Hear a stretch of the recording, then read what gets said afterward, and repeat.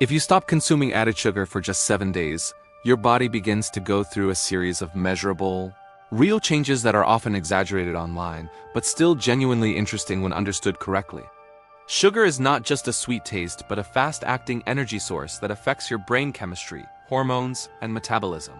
So when you suddenly remove it, especially added sugars found in soft drinks, desserts, packaged snacks, and processed foods, the first thing most people notice within the first 24 hours is not weight loss or glowing skin, but intense cravings and a subtle drop in mood.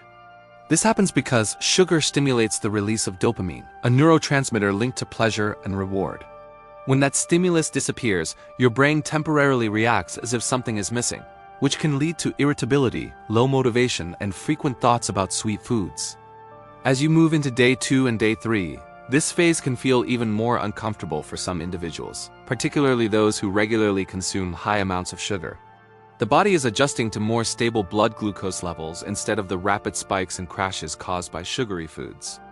During this adjustment period, you may experience mild headaches, fatigue, or difficulty concentrating, not because your body is detoxing toxins in a dramatic sense, but because it is recalibrating its energy systems and hormone responses, especially insulin, which plays a key role in regulating blood sugar. By day 4, something interesting begins to happen as your energy levels start to stabilize. Since without frequent sugar spikes, your body relies more on consistent energy sources like complex carbohydrates, fats, and stored glycogen, leading to fewer crashes and a more balanced sense of alertness throughout the day. And many people report that they no longer feel the urgent need to snack constantly, which is a significant behavioral shift. As you continue into day 5, subtle improvements in digestion and skin may start to appear, although these effects vary greatly from person to person. Reducing added sugar often means cutting down on highly processed foods that can contribute to inflammation, bloating, and fluctuations in gut health. When those foods are replaced with whole, nutrient-dense options like vegetables, fruits, lean proteins, and whole grains, the digestive system tends to function more efficiently, and hydration often improves as well, especially if sugary drinks are replaced with water. By day 6, one of the most noticeable changes is the reduction in cravings, which indicates that your brain is adapting to a lower sugar intake and no longer relying on it for quick dopamine spikes. This is a critical point in the challenge because it shows that habits can begin to shift in less than a week when consistent changes are made.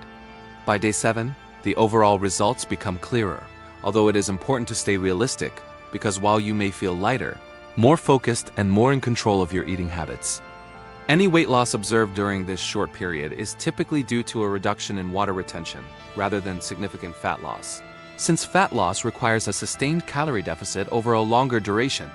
But even so, completing 7 days without added sugar can serve as a powerful reset for your taste preferences and eating patterns, making naturally sweet foods like fruits more satisfying and reducing your dependence on highly sweetened products.